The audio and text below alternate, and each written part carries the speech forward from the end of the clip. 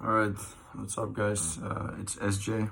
I'm going to do my presentation of the class that we've had this bi-term, Coaching and Leadership 1. It was a very learningful and insightful class, I thought. I think the 8 weeks of discussions were very effective as opposed to just doing quizzes, and people tend to take the quizzes lighter than when they actually have to write things and read about things that they then have to summarize. So I thought it was a very good class, and so I'm gonna go over some of the units. I can't discuss all 8 units because I'll probably be talking for about 20 minutes. But I just want to highlight some of my favorite topics that we discussed in this class. It was Unit 2 where we talked about transactional versus transformational. I thought that was a very good one because I never really stood still by the fact that coaching is not just about living by the rules and just being strict by the rules, but you also have to understand the people that you're coaching. You can't just tell everyone the same thing. Hey, you have to do this, you're gonna do that now, you need to do it this way. Like, that's not how it works. And reading about that made me realize more that there's a lot more to coaching than just teaching these kids the rules and teaching these kids the most effective way to play. There's emotion that comes into it, there's culture behind it.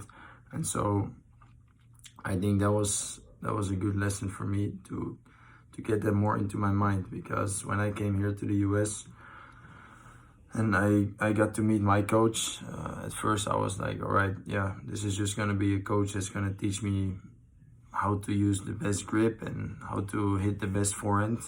I'm a tennis player, and so that's what I thought initially, but now that I'm here for about 4 years, I realize that this coach has brought me a lot more, even though there's times where I don't agree with him and there's times where I'm like, man, that's not the way you should be coaching. But he coaches on many levels, not just from a rules perspective and from a technique perspective, but also from an emotional perspective, from a future perspective.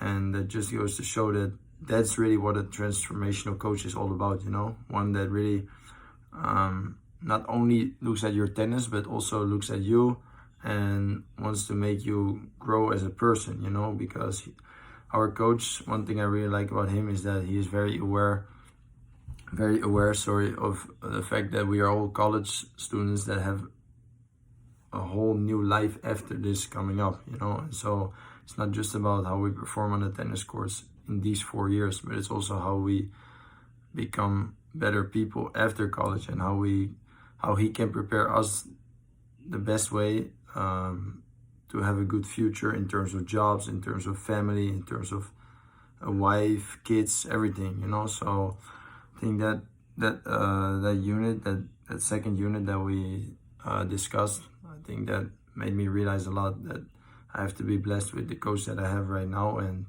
what he brings to the table. And if I ever get into the coaching business, that's something I'm going to keep in mind as well, that you have to be a transformational coach, a coach that makes his players grow, that makes his players better mentally, better emotionally, not just technically. So yeah, that's something I really appreciated. In the 5th unit, we talked about corner 4 relationships, the closest people to you, how they affect you. And I think that was also very meaningful. I have a twin brother here. He's in this class as well, and he's helped me a lot mentally, because it's not easy coming here from the Netherlands. That's where we're from. And so I think that was a good reminder for me that, it's not just the coach that helps me get better in my tennis and in my college life, but also the close people around me. I get calls from my family, that helps a lot, but especially my brother right now, who's here with me basically 24/7. So yeah, that's a big boost too. In chapter 6, we talked about how to affect culture change. And this chapter was mostly about motivating others, but also just the origin of motivating. What motivates people, of course, for most people, it's winning trophies, but for other people, it might just be, you know, making their family proud and just doing the best they can. And as I mentioned in some of my discussions, I am the captain or co-captain of my tennis team since I think about 5 months now. And so I feel like I have kind of a responsibility when it comes to motivating others to do their best. And we are right now in a situation in our tennis team where we have 21 guys, which is a lot because only 6 guys actually get to play in the lineup. And so I can see a lot of people drop their motivational level, you know, because they are maybe number 16 in the team if you rank it from 1 to 21. And so I hear them on the course like, what am I doing here? What am I playing for? What am I practicing for? And so I always try to motivate those guys because, you know, at the end of the day, you're still part of a team, and a team needs everyone from number 1 to number 21. And so it's not easy to motivate these guys because they are not playing, and so they feel like they are useless. But again, they are not. We need them to cheer. We need them to put on good performances in practices to make the other better guys even better. And so, yeah, I try to make that kind of personal.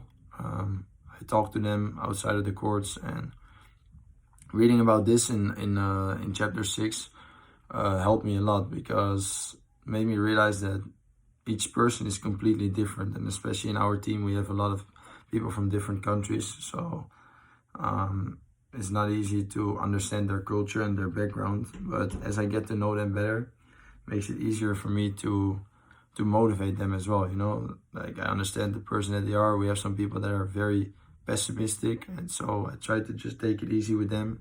Just be like, hey man, try to look at it from a more positive angle. You are here. You get to play tennis every day. You get to compete with a lot of good players, and your job is to make this team better. So just try to work on that, and maybe at some point you'll also be in the lineup, you know, because it's 4 years, not just 1 year. So yeah, that was a very good very good chapter for me to realize what kind of job I have as a captain in my team. And then in chapter 7, the week before this one, we talked about the cost of negativity. I think this was my favorite chapter because, as I said, we have some people, I'm not trying to be too personal about it, but we have some people on our team that are very negative.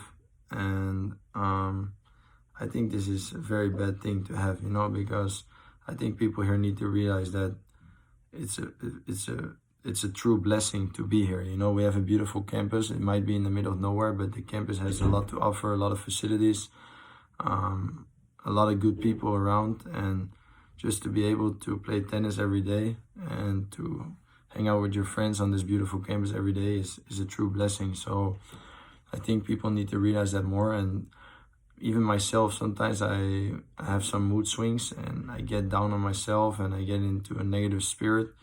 And I think this chapter helped me a lot because, of course, I did the 7-day journal where every day I try to write something positive, something uplifting.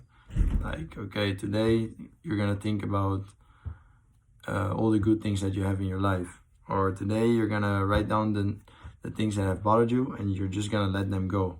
Or today you're going to go for a walk, you're going to breathe, you're going to meditate, and you're going to think about, as I said, the good things you have in life, the good things that are still to come. On one day I wrote down some of my future plans, which can also uplift your spirits because you can desire about those upcoming events. And so that's another chapter that I really enjoyed, just reading about the cost of negativity as well. I thought it was just a very good perspective, you know. And yeah, that is something I will keep in mind for sure, even months or years after this class. And so I'm very, very thankful to be able to have learned that throughout this course, because it's always good to get some reminders sometimes. And reading about all these chapters has helped me refresh my mind that, you know, life really isn't that bad here. And it also has helped me to be a better captain and a better person here. And I think when it comes to leadership, of course, I don't want to call myself a leader. I am a captain, but I'm not really a leader yet. But I think this class has helped me to be more aware of what it takes to be a leader and what it takes to have leadership, ownership, accountability, being a good person, and also being there for other people. So yeah, I appreciate that, and I'm going to take that with me in my future. If I ever want to become a coach, I will be more aware of what it takes to be a leader. And it's not just, as I mentioned in the start of this video, it's not just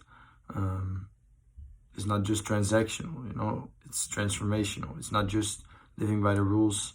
It's not just telling your players how to do this technique and how to do that technique and how to play this way tactically. It's also emotionally, it's the culture, it's the background, it's the connection, it's the team spirit. And so all of that comes into it. And as a leader, you need to make sure that you create those vibes, that you create all those things. So that is something that I'm definitely going to take with me in my future.